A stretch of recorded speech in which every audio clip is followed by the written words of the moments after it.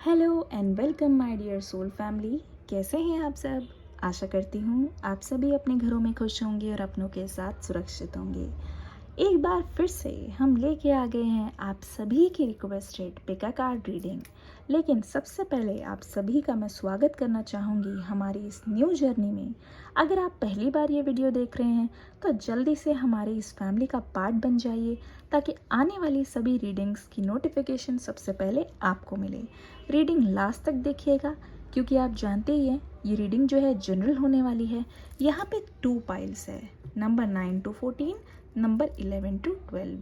Video को pause कर दीजिए और अपने पर्सन का नाम लीजिए, मेडिटेट कीजिए। जो नंबर आपको कॉल आउट करता है, जो नंबर आपको अपनी ओर आकर्षित करता है, उस वाले पायल को चुनिए और जानिए आपके पर्सन की एनर्जी क्या है, उनकी करंट फीलिंग इस वक्त क्या है। तो आइए शुरू करते हैं। शुरू करने से पहले मैं आप सभी को बता दूं कि जो भी पाइल होगा उसका जो टाइम स्टैम्प है आपको डिस्क्रिप्शन बॉक्स में भी मिल जाएगा, तो आप देख लीजिएगा ध्यान से। चलिए शुरुआत करते हैं लेके एंजल्स का नाम। सबसे पहले हम इनवाइट करेंगे पाइल नंबर 1 को। तो ये है पाइल नंबर 1। 9, 10, 3, 19, 1, 15, 16, 4, 20, 14। ये है आपका पाइल। चलिए देखते हैं, इसको साइड में रख देते हैं। देखते हैं इस वक्त आपके पर्सन आपके बारे में क्या सोच रहे हैं। अपने पर्सन का नाम लेते रहिए,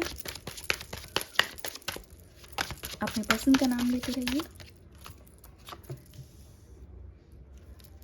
डेविल,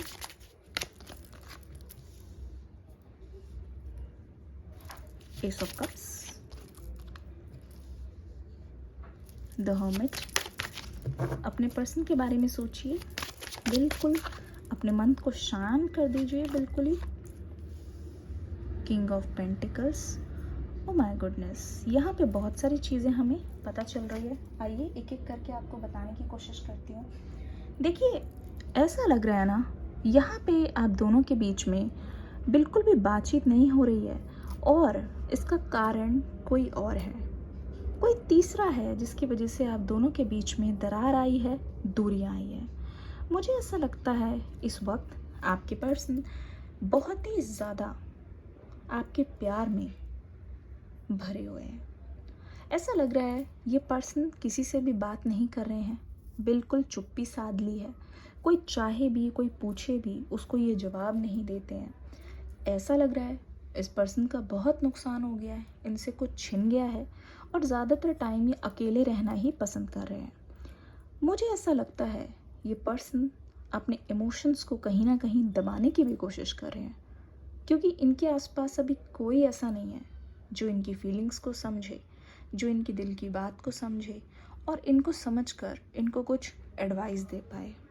एक चीज़ और भी नज़र आ रही है, दोनों ही एक दूसरे से अभी मिलना चाह रहे हो, दोनों ही एक दूसरे से बात करने के लिए तरस रहे हो, पर ऐसा लग रहा है कि आप दोनों को कोई ऐसी फोर्स है या कोई एनर्जी है जो रोक रही है। मन में आ रहा होगा कि चीज़ें बहुत उलझी हुई है, ऐसा लग रहा होगा कि शायद अब ये चीज़ कभी भी नहीं सुलझ पाएगी और आपके पर्सन हमेशा के लिए आपसे दूर चले जाएंगे। पर एक चीज़ मैं बता दूं, आपके पर्सन ऐसा नहीं सोच रहे हैं। मुझे लगता है इस रिश्ते ने अभी दम नहीं तोड़ा है और बहुत कुछ बाकी है इस रिश्ते में जिसका हिसाब किताब होना है। एस ऑफ कप्स का कार्ड आ गया है। ये जो आप सोच रहे हो, आपके पर्सन सोच रहे हैं, जो ओवर थिंकिंग वो कर रहे हैं और कहीं ना कहीं खुद को ही आपसे दूर करने की कोशिश कर रहे हैं, सोच के। मुझे ऐसा लगता है ये फीलिंग बहुत टेम्पररी है, क्योंकि यहाँ पे शिफ्ट ऑफ एनर्जी नज़र आ रही है। वैसे तो यहाँ पे मुझे लगता है कि वाटर साइन बहुत ज़्यादा है, पर ये भी लगता है कि एयर साइन भी है, सभी साइन है वैसे तो, ठीक है, बहुत सारे लोग हैं तो कलेक्टिव रीडिंग में यहाँ पे सभी साइन मौजूद है। पर मुझे ऐसा लगता है कि आप में से कोई एक बहुत ज़्यादा इमोशनल है और कोई एक बहुत ज़्यादा चुप है और दूसरा बहुत ज़्यादा रोया है। पर मुझे लगता है फाइनली आपके पर्सन जो है आपको ना समझाने में कामयाब हो जाएंगे। द डेविल की एनर्जी, इसका मतलब ये है कि आप दोनों के हाथ में है। आप चाहो तो आप दोनों ही जो ये बेड़ियाँ हैं, जो दूरियां हैं, उसको ख़त्म कर सकते हो। पर आपको ऐसा लगता है, दोनों को ही ऐसा लग रहा है, ना आप आ रहे हो सामने से, ना आपके पर्सन आ रहे हैं, क्योंकि दोनों को ऐसा लगता है ये सही समय नहीं है। दोनों को ऐसा लगता है कि अभी हमें खुद पर काम करना है। ऐसा लग रहा है इस पर्सन का हो सकता है कोई प्राइवेटली भी कोई काम हो, प्राइवेट जॉब भी हो, प्लस मुझे लगता है ये सभी के साथ काम करना चाहते हैं, या ये बोलिए कि ये गवर्नमेंट जॉब या कोई इन्वेस्टमेंट करना चाहते हैं, कोई बिजनेस में हाथ डालना चाहते हैं। तो मुझे लगता है ये पर्सन उस चीज़ पर भी ध्यान दे रहे हैं। अकेलापन है, दूरियां हैं, याद आ रही है, पर लग रहा है ये पर्सन खुद पहले स्टेबल होना चाहते हैं। ये चाहते हैं खुद में ये इतने सक्सेसफुल हो जाए कि आप उनकी सक्सेस देख के उनको अपना लो। ये चाहते हैं इस बार सिर्फ बात आप दोनों में ही ना हो, इस बार बात जो है वहाँ घर वाले भी शामिल हो। इस वजह से कहीं ना कहीं ये पर्सन ना क्लैरिटी देना चाहते हैं आपको, और पूरी कोशिश में है कि जो अंधेरा है उसको दूर करें, यानी कि अपने पैरों पे खड़े होके अपने बिजनेस को सक्सेसफुल बना के, ताकि करियर वाइज कोई दिक्कत ना हो, ना ही कोई ऐसा बोले कि आप शादी कर तो लोगे लेकिन क्या आप उसके खर्चे उठा पाओगे। क्योंकि मुझे फाइनेंशियली ऐसा महसूस हो रहा है आपके पर्सन बहुत ध्यान दे रहे हैं। वो जानते हैं कि आपको खुश रखने के लिए उनका अपने पैरों पर खड़ा होना बहुत ज़्यादा ज़रूरी है। ऐसा क्यों लग रहा है मुझे कि आप दोनों के बीच में कोई थर्ड पार्टी भी रही है या आई है, जिसकी वजह से आप कहीं ना कहीं डर रहे हो, और उसी डर की वजह से आपके पर्सन आपको कांटेक्ट नहीं कर रहे हैं। किसी थर्ड पार्टी से आप दोनों को हेजिटेशन हो रही है, कुछ हिचकिचाहट है, इस वजह से आपको पता नहीं क्यों मुझे लग रहा है पकड़े जाने का डर है। बार बार मेरे सामने ये मैसेज आ रहा है कि आपको लगता है कि आप पकड़े जाओगे, इस वजह से आप दोनों एक दूसरे से कांटेक्ट नहीं कर रहे हो। क्या कहना चाहते हैं ये पर्सन आपसे?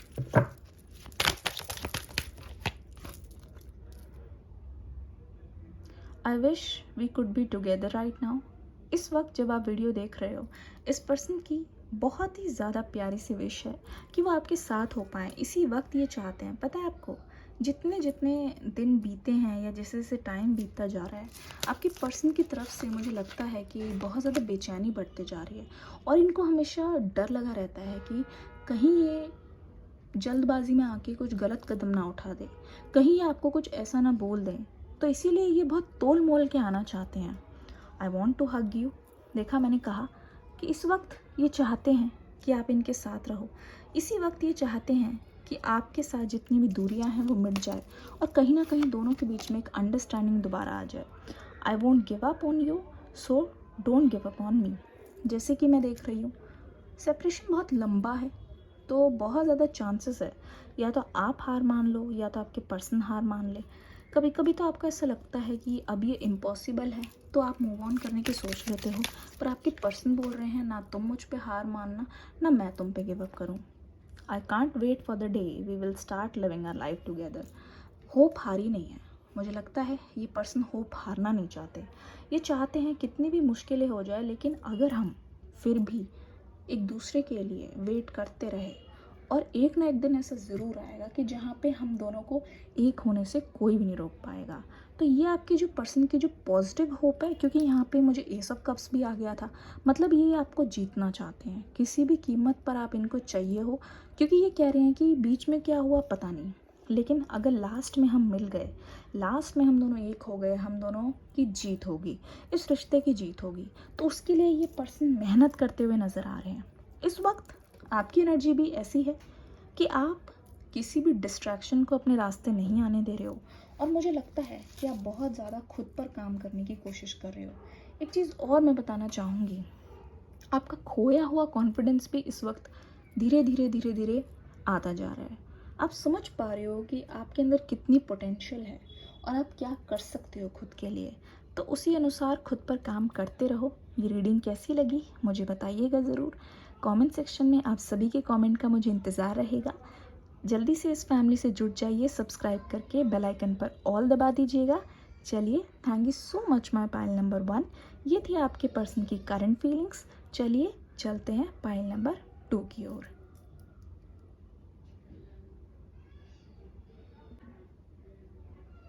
Hello, welcome my pile number 2। जिन्होंने भी पाइल नंबर 2 चुना है उसमें ये रहे नंबर 11, 5, 18, 17, 2, 6, 7, 13, 8 एंड 12। तो ये रहे आपके नंबर्स। इसको यहाँ रख देते हैं। चलिए एंजल से प्रार्थना करते हैं कि वो हमें गाइडेंस दें। अगर आप इस फैमिली से पहली बार वाकिफ़ हुए हैं तो जल्दी से सब्सक्राइब का बटन दबा दीजिएगा, बेल आइकन पर ऑल दबा दीजिएगा ताकि आपको सभी रीडिंग्स की नोटिफिकेशन मिल जाए। शुरू करते हैं आज की रीडिंग। दिमाग को शांत करके आपको अपने पर्सन के बारे में सोचना है। उनका नाम अपने मन में लेते रहिए।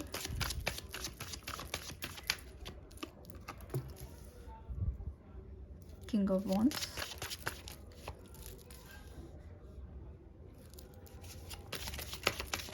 Seven of Swords, Page of Swords, okay, 9 of Cups। बहुत कुछ सामने आ रहा है, आपको बताने की कोशिश करती हूँ मैं क्या देख रही हूँ। देखिए, ऐसा लगता है, अगर मैं ओवरऑल एनर्जी बताऊँ, इस पर्सन के मन में बहुत दुख है। पता है, बहुत दुख है।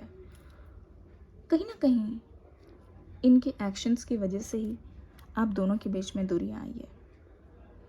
मुझे ऐसा लगता है इस पर्सन ने हमेशा से अपनी लाइफ का दरवाज़ा खोला रखा है। लोग आए हैं, लोग गए हैं, पर जब ये आपसे मिले हैं, आपसे टकराए हैं, मुझे लगता है कि आपसे मिलने से पहले ये पर्सन कुछ और थे, पर आपको मिलने के बाद इस पर्सन में बहुत सुधार आया है। इस पर्सन में बहुत ट्रांसफॉर्मेशन देखने को मिल रहा है। ऐसा लग रहा है इस पर्सन को आपने पूरी तरीके से बदल दिया। ठीक है, मुझे लगता है कि ये वन मैन वुमेन बन गए हैं या फिर वन वुमेन मैन बन गए हैं। कहने का मतलब है कि इनका दिल सिर्फ एक ही के लिए धड़क रहा है। पहले ऐसा होता था कि आइए जाइए, आना जाना लगा रहना चाहिए। इनका ऐसा ही कुछ कॉन्सेप्ट था। लगता है इस पर्सन की एनर्जी बहुत फ्लर्टेशियस है। सामने नहीं तो सोशल मीडिया पे ये पर्सन बहुत ज़्यादा एक्टिव रहते हैं। ठीक है, भले ही आपको इग्नोर करते हो और आपसे बात ना करते हो, पर लग रहा है कि सोशल मीडिया तो इनका एक तरीके से ना अड्डा है, मिलने का अड्डा है, सबसे मिलने का अड्डा है। तो एक तरीके से ये पर्सन बहुत सारे नए लोगों से मिलते हैं। अगर ऑपोजिट जेंडर है ये पर्सन, उनसे बहुत ज़्यादा फ्रेंडली होकर दिखाते हैं और ज़्यादातर बात टेक्स्ट पे चलती है, पर सामने इनकी पर्सनालिटी थोड़ी ऑपोजिट है, ज़्यादातर शांत रहने वाले इंसान। पर मुझे लगता है हमेशा से ये दिल में एक ही पर्सन को जगह दे के बैठे हैं और वहाँ पे आपकी एनर्जी दिखाई दे रही है। लगता है दोनों के बीच में किसी ऐसे इंसान की एंट्री हुई है जो बहुत करीबी है, पर उसने तबाही बहुत मचाई है। ये पर्सन इतने चालाक निकले हैं कि इस पर्सन ने धीरे धीरे धीरे धीरे करके आपके पर्सन का विश्वास जीता है और आपके पर्सन के निजी मामलों में भी बहुत ज़्यादा दखलंदाजी करनी शुरू की है। मुझे बहुतों के लिए लग रहा है कि हो सकता है कि आपके जो पर्सन हैं, मेल या फीमेल डजेंट मैटर, बहुत ज़्यादा केसेस में या तो वो इकलौते हैं या तो वो छोटे हैं। बड़े भी मुझे दिखाई दे रहे हैं, बट छोटे हैं या तो इकलौते हैं मोस्ट ऑफ द केसेस में। ठीक है, तो इस वजह से कहीं ना कहीं आपके पर्सन हमेशा से थोड़े से या तो अलग रहे हैं या तो काम के सिलसिले में अलग रहे हैं, या ये मान लीजिए अपने फैसले इन्होंने खुद लिए हैं और बहुत जल्दी ये अपने पैरों पे खड़े भी हो गए थे, इनको होना पड़ा। इनकी लाइफ शुरू से मैं बताऊं तो बहुत स्मूथ नहीं रही है। इस वजह से ना चाहते हुए भी इनको सारी चीज़ें खुद ही करनी पड़ी है। तो बहुत लोगों से इस दौरान ये मिले हैं, पर ये जो थर्ड पार्टी वाली सिचुएशन मैं बता रही, हो सकता है इनके घर के कोई रिलेटिव हो जो इनके बहुत करीबी हैं, पर ये उनको एडवाइस सही नहीं दे रहे, और उन्हीं के एडवाइस के कारण मुझे लगता है इसी थर्ड पार्टी ने आपको ना एक डेविल वाली एनर्जी में दिखाया है उनके सामने। तो आपके पर्सन को लगा कि ठीक है, मुझे अपने लिए अगर अच्छा करना है तो आपसे दूरियां बनाना ठीक है। तो आपके पर्सन ने जाते जाते आपको बहुत कड़वी बातें कही हैं, कुछ ऐसा बोला है जो उनको शायद नहीं बोलना चाहिए था, और आपके दिल पे वो शब्द जो हैं वो बहुत छुरी की तरह चले हैं। या तो इन्होंने आपको बहुत कुछ बोला है, या तो इन्होंने आपको कुछ भी नहीं बोला है। और बोलने के बाद यकीन मानो इस पर्सन को बहुत ज़्यादा रिग्रेट हुआ। कहते नहीं है, एक बार तीर कमान से निकल गया तो वापस नहीं आता, लेकिन अगर वो किसी को चुभ गई है तो आपको बहुत दुख होता है। यही वाली एनर्जी है।